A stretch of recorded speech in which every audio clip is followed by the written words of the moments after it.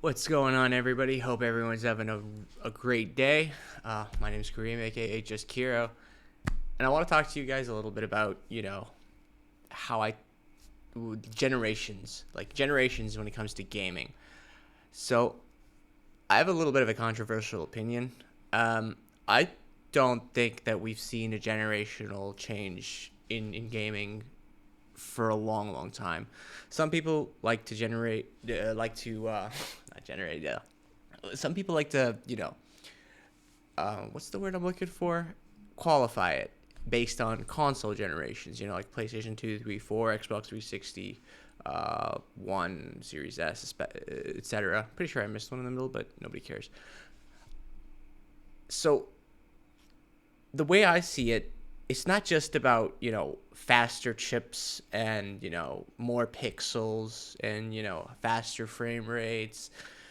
Maybe, you know what, I could make the argument that those things all could, contribute, be called, generation, like the PlayStation 4 versus PlayStation 5. What really changed is just the power of the hardware, the speed. Obviously the PlayStation 5 has solid state drives versus mechanical hard drives, vastly reducing loading times, but the core experience has pretty much completely remained the same since, I would say, the PlayStation 3, Xbox 360 era of gaming. I feel like that's probably, instead of just saying years, it's probably the easiest way to put like a timeline on it would be like the console generation, since that's what most people, or most gamers at least, are familiar with.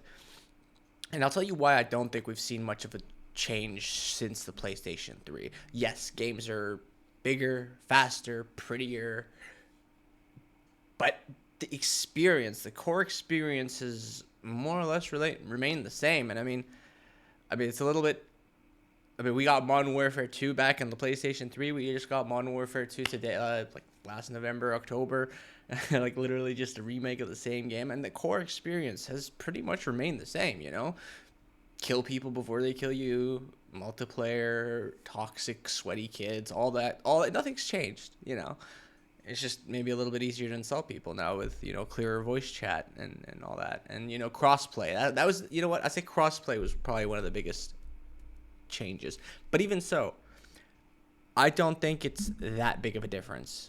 So I think the biggest generational difference that we've seen in the gaming industry has been between the PlayStation 2 era, the first Xbox era, and then the PlayStation 3, Xbox 360 era, because that is the time where Wi-Fi became, standard.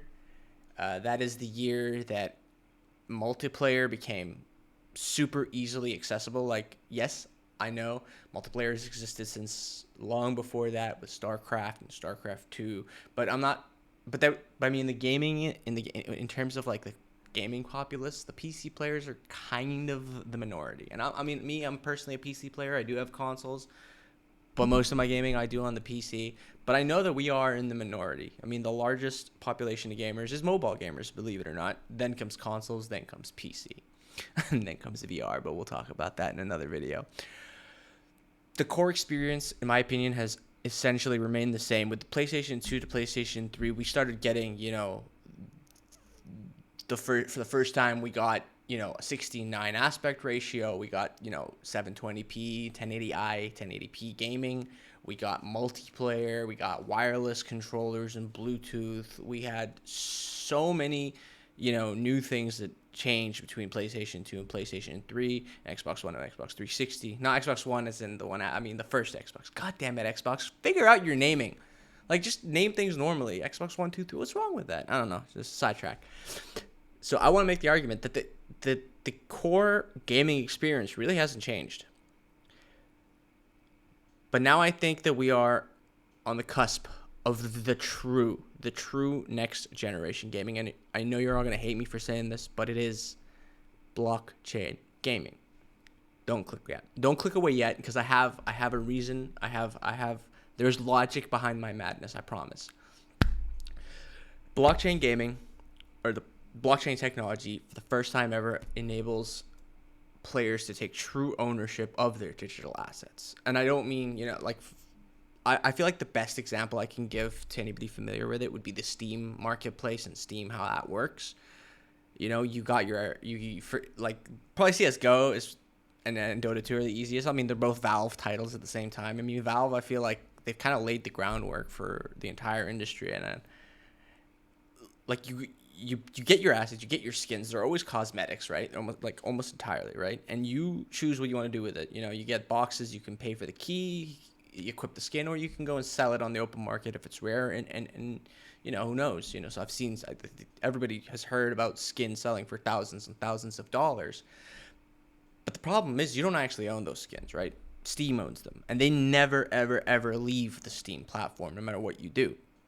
You could, and when you sell them, the money that you get is locked on your Steam account. You can't really withdraw money out of your Steam account unless you bought it in the first place. If you sell an item on the Steam marketplace, you can only use the money that you make on Steam, whether it's on the same game or any other game, but that money is stuck on Steam. So you don't actually have any real say in the matter aside from what you spend within Steam. So it's not really yours. It's always going to be Steam's. It's always going to be Valve's. Sorry. Now comes blockchain, where now you get to own everything. And that, I think, is a really, really exciting proposition. For example, that PAX Twisted Fate skin that was once upon a time super hyped up, you know, in League of Legends, that, you know, doesn't belong to you. That belongs to Riot. But you could, let's say I have a PAX skin and I'd already redeemed the code, because you used to get it in these cards, right? And then you'd redeem them and they'd link to your account. But now what if I could choose to sell that? I don't play League anymore. I have thousands of dollars worth of cosmetics and items, but I can't do anything about that because they're owned by Riot. The difference now is that I could just sell those on, trade them for assets I prefer, or, you know, whatever, you know, stake them. There's a ton that can be done with them. But the important thing is that they're mine. If my Steam account, Riot account, Activision account, Battle.net account, whatever, if any of those accounts get banned, everything I ever bought or earned is gone because it never belonged to me. The same way that none of your games in your Steam library really belong to you. What you do when you buy games on Steam, I could be wrong. I mean, I'm sure that there's like technicalities, and I'm no legal expert. But in essence, you're really only buying the right to play it at will. Like, you're not really buying the asset. You're only buying the right to play it. Blockchain changes everything. Blockchain makes it your game. Blockchain makes them your assets. Blockchain makes you the king, makes you the person who decides what gets done with those things, right?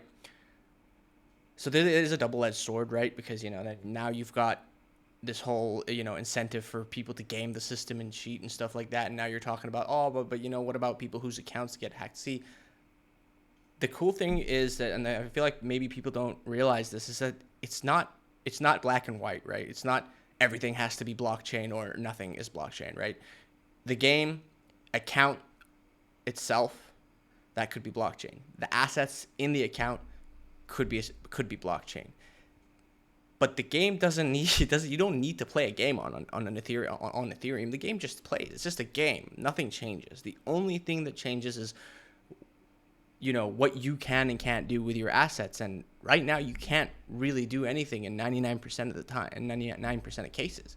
If you play a game and you get bored of it, you want to sell it on, it's like GameStop, right? Like, if you have a physical disc, sure, you could sell it on the GameStop. And if you live in a country where you have GameStop, because we don't have it here in the UAE where I currently live. Let's say I play a game, I don't play it anymore. You know, I've gone over the 2 hours or, you know, a month, and I can't refund it on Steam. What do I do with it now? It's just sitting there in my library forever. Why not give me the option to, you know, grant somebody else access to that game by, you know, removing it from my account and transferring it to their account? Whether it's for free or for a cost or for something in exchange, that is completely up to you. The whole point of this is freedom. Freedom to do as you wish with your assets. The other end of the coin is the dark side. People will try to game the system, but they do that already, right? You know, there's a ton of third-party websites. I'm going to go a little lower. I don't think I'm centered. People will always try to game systems. If there's money to be made, somebody will try to make more than they really should be allowed to. Everybody, well, not everybody, a lot of people have heard about third-party websites selling selling CSGO skins and stuff like that.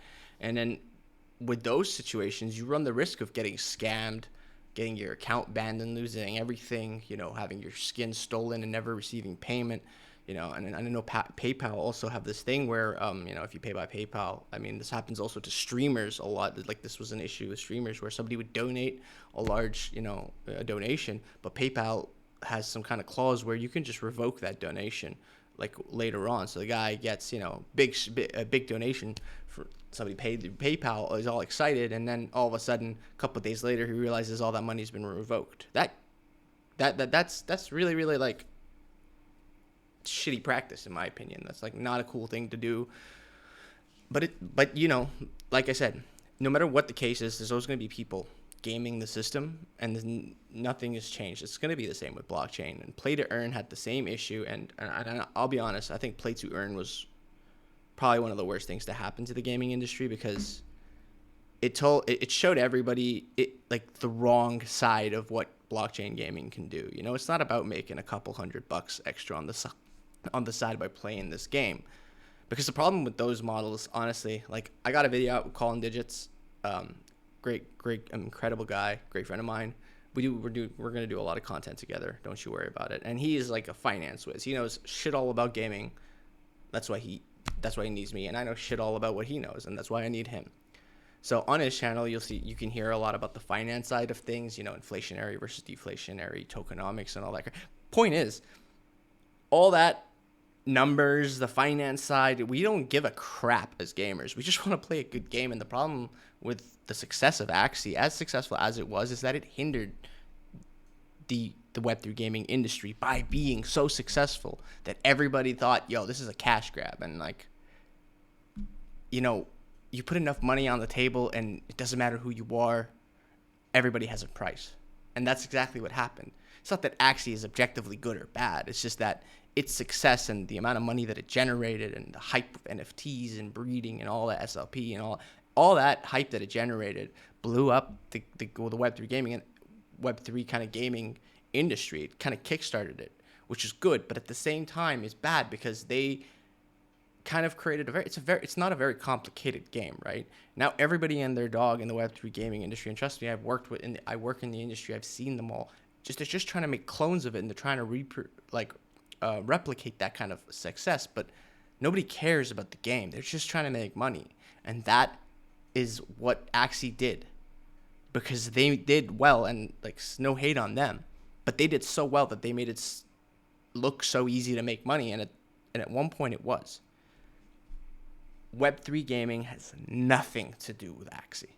It has nothing to do with flipping NFTs for a profit. I mean, it can, but the whole point is, it's up to you what you want to do with it. If you want to flip your NFTs for a profit, you can. But it's a secondary market. It's an open market. You can't just flip an NFT. Somebody's got to be willing to buy it. And when Web3 becomes more mass adopted and mainstream, and people understand it better, and it becomes more user-friendly, it's not going to be that easy to, buy an NFT for $10 and then sell it for $10,000 a week later, because people are going to be a little bit more educated. There's going to be a lot more things on the market. There's going to be more utility. There's going to be less incentive to flip and more incentive to use. And that's the beauty of Web3. We are so early in Web3. There's just so much potential. And for the first time, it puts power in the gamers' hands. And that's why I believe that Web3 gaming and blockchain gaming is the next generation of gaming. It's going to be a while. It's not here yet. And most of the games out there are fucking dog shit. And I'm not afraid to call a couple of them out, but I promise you there are a couple of diamonds in the rough that I really want to. I'm going to get my hands on them. I'm going to play them. I'm going to record them. I'm going to show it to you. I'm going to show you what it can be. But you're not going to believe it. You're just going to be like, oh, this is a sick-ass game. You're never going to be thinking, oh, Web3 this, NFT that. You're just playing a game, and that's what everybody seems to forget in the industry. It's all about the game. I hate quoting EA, but it's in a game, man. That's all it is. It's about making a good, fun product that's going to keep your audience entertained forever, and not everything has to be on the chain. Not everything needs to be a transaction. It's all it is about ownership of the assets and the freedom to do what you want to do with what you own, what you pay for, what you earn. That's it. It doesn't have to get more complicated, and it shouldn't. And it won't. We have a chance, guys. We, as the gamers, decide whether something is or isn't a success. So make sure that you support the projects that have the best intentions for the industry as a whole. I could think of a few off the top of my head that, like, I mean, personally, I'm not invested in them, but I would give an arm and a leg to see these projects blow up, because I really, really believe that they are the case study. These are the games that I would show you guys to show you that Web3 gaming is just gaming, but with benefits. And like the best one, in my opinion, that I can think of off the top of my head is the Bornless. And no, they're not paying me to say this, although they probably should. I'll ask. I'll let you know if they do, but they probably won't. But I still love the game. I'm gonna try to get my hands on a closed beta and record it and show you guys what I mean, because there are some incredible creative developers out there with incredible ideas that really, really want to build games. And the beauty of Web3 is that it has enabled them to raise the funds required, because making games is not cheap. And that's what I look for. I look for the guys that are taking advantage of fundraising in Web3 to make a game that would stand on its own, whether or not you included an NFT or a token or anything. And that's what I want to highlight. I'm never going to push a project that I think is just there to monetize and they're just trying to like raise the price of their token. That's Colin's department, and there's no shame in that. But I'm looking for the good games, the games that would keep me personally entertained and playing for ages. And that's what I want to highlight, why I think Web3 is the real next generation of gaming, because since the PlayStation 3, I think this is one of the biggest changes in the end user experience of gaming since multiplayer, since Wi-Fi. And I'm so unbelievably excited about it, and I really, really can't wait to share with you guys some of the most incredible projects I've seen. And honestly, I'd love to get some of the developers on here to talk about their vision and to talk about, the pros and cons, and help you guys, see that it's not a cash grab, it's not a scam, it's not it's not temporary. People called the internet a phase once upon a time, and look at it now. I can't even take a piss without looking at the internet. I think that we're at the cusp of this technology taking over. It's just the next generation of internet, and I'm not gonna risk missing out on it. And if I can have just the tiniest influence on where the industry will go for the best that will benefit the gamers, the end users the most, I'm not looking to make money, guys. I'm looking to have fun, and I'm looking to do what's best for the industry. And that's what we as gamers have the power to do for the first time in a very, very long time. And we've always had the power, but at the end of the day, the publishers just had too much money, Ubisoft were always going to push a new Far Cry down your throat, and EA is going to push FIFA and Madden, and they're going to push the same game down your throat every damn year, because they have all the same. We're going to buy it at the end of the day. Now, we get to choose where things go for the first time in probably a decade or two. And I can't wait to share with you what I'm super excited for. And I really, really hope you guys enjoyed this video. Anyway, I probably went over, and I know I have ADHD. I know I've gone off topic a few times, but look, I'll get better at this eventually. Anyway, guys, thank you for tuning in. It's been an absolute pleasure. See you in the next one.